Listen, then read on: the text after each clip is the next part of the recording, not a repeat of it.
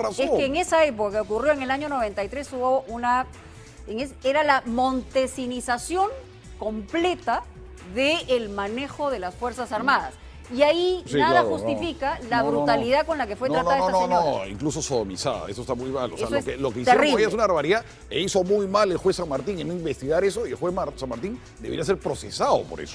Porque él debió enterarse que esa señora efectivamente había habido pues una violación, que eso es inaceptable. Inaceptable. Así sea terrorista, era inaceptable. Pero también es inaceptable que el Estado esté indemnizando a terroristas. Horrible. Vamos con la pausa. Vamos con la nota. Declaro que ese es un fallo aberrante, antijurídico, ilegal, metamorfoseado, disfrazado de ser tutelar de los derechos humanos, pero en el fondo es inaceptable por el Perú. Otro controvertido fallo de la Corte Interamericana de Derechos Humanos que obliga al Estado peruano a pagarle una reparación de $105.000 a la familia del emerretista Gladys Espinosa González ha hecho que todos pongan el grito en el cielo. Pero lo que yo me niego rotundamente es estar pagándole a terrucos, a terroristas, estarle pagando indemnizaciones después de los graves crímenes que han cometido en el Perú. Pero ¿quién es Gladys Espinosa González? Ella fue una integrante del MRTA, el grupo terrorista fundado en 1984 por Víctor Polay, autores de múltiples atentados y secuestros. En abril de 1993, ella fue detenida por la División de Secuestros de la Policía tras la investigación que se realizaba por el secuestro del empresario Alberto Furukawa.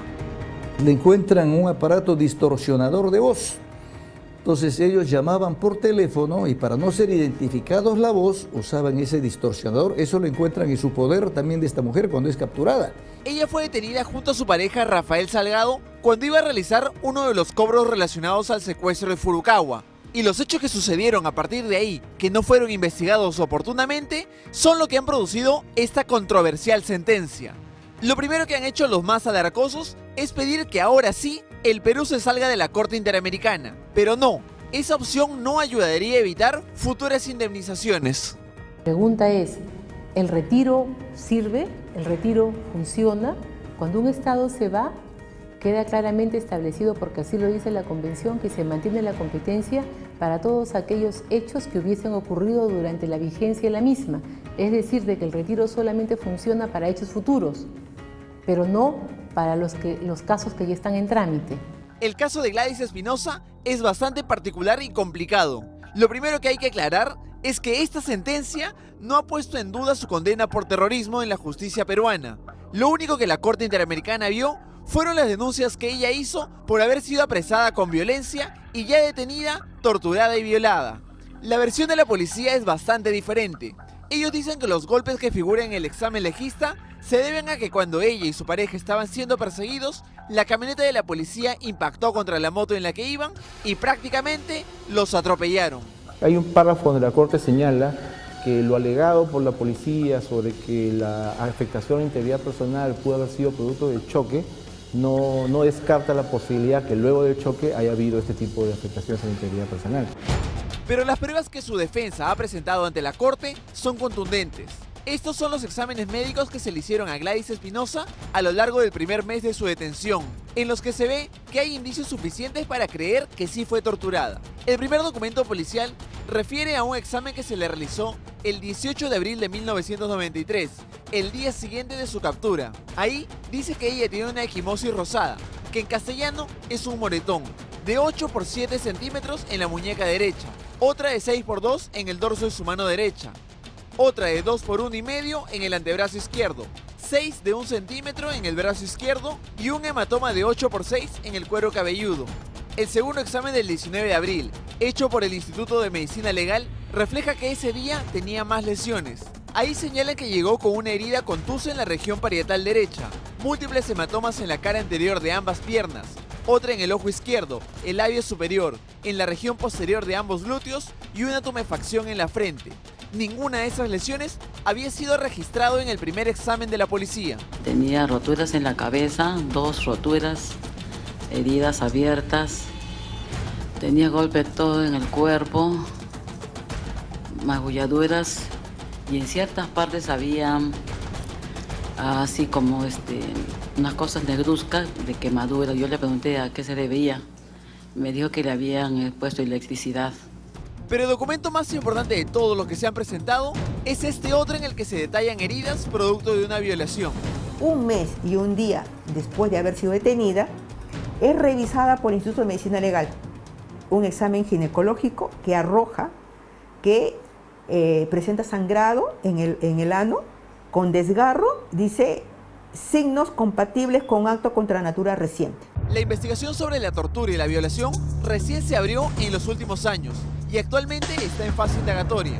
Pero eso ha sido insuficiente en el criterio de la Corte, pues señalan que el Estado incumplió durante los años 1993 al 2012 con su deber de investigar los actos de tortura sufridos por Gladys Espinosa, la cual incluyó la violación sexual.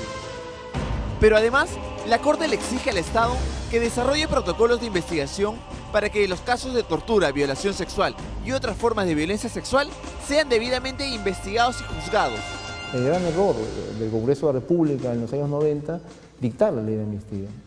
Y estamos justamente en una etapa en la cual las consecuencias de eso las estamos viendo ante la Corte Interamericana. Porque la amnistía impidió las investigaciones. Pero si está indignado por las reparaciones que todos vamos a tener que pagarle a la terrorista Gladys Espinosa por culpa de los que no investigaron sus denuncias, prepárese para un caso muchísimo más grande. En trámite ante la Comisión Interamericana tenemos un proceso que ha sido acumulado para agrupar 63 reclamos de personas condenadas por terrorismo en el país. Esta es la comunicación de la Corte Interamericana del 24 de febrero de este año, en la que informa haber recibido la notificación de la Comisión sobre la admisión de las 63 peticiones de los terroristas agrupados en un solo proceso. En la lista está Maritza Garrido Leca, la bailarina que escondía tras la fachada de una academia de danza al máximo genocida de la historia reciente, el presidente Gonzalo. No tengo nada de qué arrepentirme. Y después porque el arrepentimiento es la cuestión más baja moralmente, a mi modo de pensar. También está Maruja Arango Chávez, alias Camarada Berenice, quien junto a otros mandos había asumido la dirección del grupo terrorista tras la captura de Abimael Guzmán. Nancy Mejía Ramos, una de las pintoras que expuso en la polémica muestra que fue cancelada y que está sentenciada a 30 años de cárcel. El Estado tiene argumentos suficientes para poder demostrar ante la Corte Interamericana que este periodo de transición que tuvo que darse implicó restricciones a los derechos fundamentales amparadas en aquellas restricciones que la Convención de alguna forma permite. En la lista de los que buscan una reparación también está Miguel Atahualpa Inga, dirigente de la facción Proseguir en el penal Castro Castro que salió en libertad en el 2009. Benigno Villanueva Ríos, uno de los terroristas que editaban y distribuían el vocero senderista El Diario y que presentó varios reclamos por haber sido juzgado por jueces sin rostro. Y Mario Germán Vázquez Rojas, sindicado como uno de los mandos de Socorro Popular, aunque él haya alegado que fue torturado pese a ser inocente. Todo el pedido acumulado de los 63 terroristas aún está en la Comisión Interamericana.